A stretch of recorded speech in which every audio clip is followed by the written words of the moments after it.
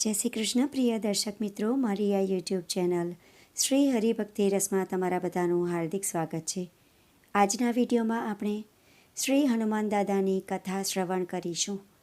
આના આગળના વિડીયોમાં આપણે હનુમાન જયંતી કયા દિવસે ઉજવવામાં આવશે, પૂજા વિધિ શું છે, મુહૂર્ત કયું છે, આ દિવસે શું કરવું શું ન કરવું તથા કયા ઉપાયો કરવાના એ બધું જ શ્રવણ કર્યું છે.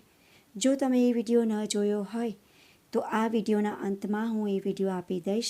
એના પર ક્લિક કરી અને તમે એ વિડીયો પણ શ્રવણ કરી શકો છો.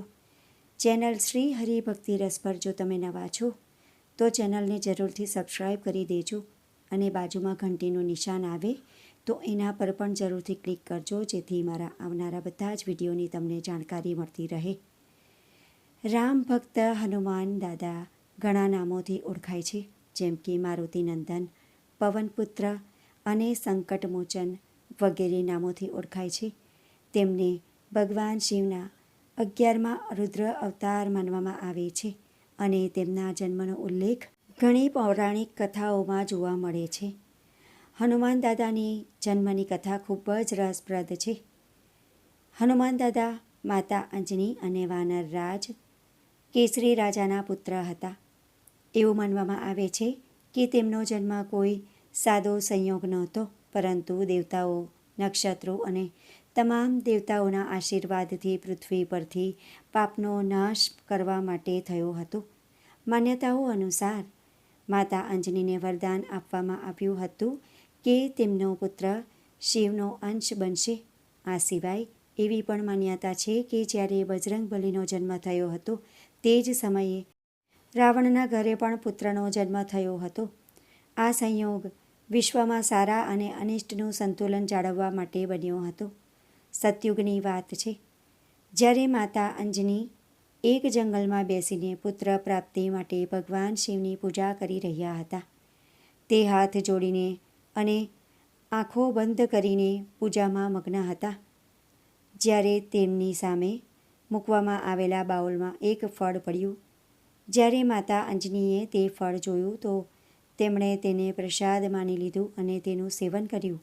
વાસ્તવમાં જ્યારે માતા અંજની અયોધ્યામાં ત્યાંથી દૂર જંગલમાં પૂજા કરી રહ્યા હતા, ત્યારે રાજા દશરથ પણ પુત્ર પ્રાપ્તિ માટે શિવ યજ્ઞ કરી રહ્યા હતા. આ હવન પછી પંડિતે રાજા દશરથની 3 રાણીઓને ફળ આપ્યા હતા, જે ખાવાથી તેમને પુત્રની પ્રાપ્તિ થઈ. એક પક્ષીએ આ ફળોનો એક નાનકડો ભાગ ઉપાડ્યો અને તેને લઈ ગયો, જે તેણે માતા અંજનીની સામે મૂક્યો. આ રીતે ભગવાન શિવના આશીર્વાદથી કેસરી નંદન હનુમાન દાદાનો જન્મ થયો. હનુમાન દાદા બાળપણમાં ઉદય પામતા સૂર્યદેવને કોઈ તેજસ્વી ફળ માનીને તેને પકડવાની ઈચ્છાથી આકાશમાં ઉડવા લાગ્યા અને તેજ ગતિથી 3000 યોજન ઊંચે ગયા.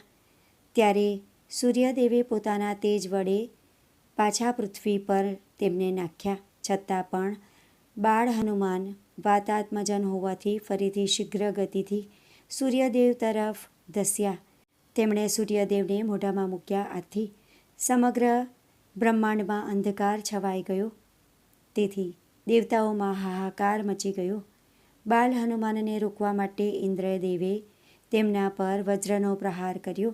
આથી તેમનો ડાબો હનુ એટલે કે હડપચી છેદાઈ ગઈ. પોતાના પુત્ર ઉપર ઇન્દ્રદેવના વજ્રના પ્રહારથી વાયુદેવ ક્રોધિત થઈ ગયા અને આખા બ્રહ્માંડમાંથી પોતાનું અસ્તિત્વ શૂન્ય કરી નાખ્યું. સૃષ્ટિમાં વાયુ વગર હાહાકાર થઈ ગયો અને ત્યારે દેવતાઓએ સ્તુતિ કરી વાયુદેવને પ્રસન્ન કર્યા. પ્રસન્ન થયેલા વાયુદેવે દેવતાઓને પોતાના પુત્રને વરદાન આપવા કહ્યું. તરત જ બ્રહ્માજીએ વરદાન રૂપે હનુમાનજીનું શરીર વજ્રનું કરી દીધું અને સર્વ દેવતાઓએ પણ વિવિધ શક્તિઓ આપી હનુમાનજીને મહાશક્તિશાળી બનાવી દીધા. આ રીતે વરદાનના પ્રભાવથી આગળ જઈને હનુમાનજીએ અમિત પરાક્રમના કામ કર્યા. તેઓ બધા ભક્તોમાં પ્રખ્યાત ભક્ત છે. તેઓ અનેક પ્રકારની રામાયણો, પદ્મ પુરાણ, સ્કંદ પુરાણ અને વાયુ વગેરે પુરાણો અને ઉપાસના વિષયના અગણિત ગ્રંથોથી જ્ઞાત છે. રામ ભક્ત હનુમાન દાદા, પવનપુત્ર વીર હનુમાન દાદાને તેમની જન્મ જયંતિ પર વંદન છે. તો ભક્તો, આજના વિડીયોમાં આપણે હનુમાન દાદાની કથા શ્રવણ કરી. આશા કરું છું કે આજનો આ રસપ્રદ વિડીયો તમને પસંદ પડ્યો હશે અને ઉપયોગી લાગ્યો હશે. વિડીયો પસંદ પડ્યો હોય અને ઉપયોગી લાગ્યો હોય તો વિડીયોને લાઇક કરી બીજા લોકો સુધી વિડીયોનો પ્રચાર કરજો, જેથી બીજા લોકો પણ શ્રવણ કરી શકે અને તે પુણ્યના પણ તમે ભાગીદાર થાવ. કોમેન્ટમાં જય હનુમાન દાદા જરૂરથી લખજો. ફરી મળીશું એક નવા વિડીયો સાથે. ત્યાં સુધી બધા ભક્તોને મારા જય શ્રી કૃષ્ણ. વિડીયો જોવા માટે ધન્યવાદ.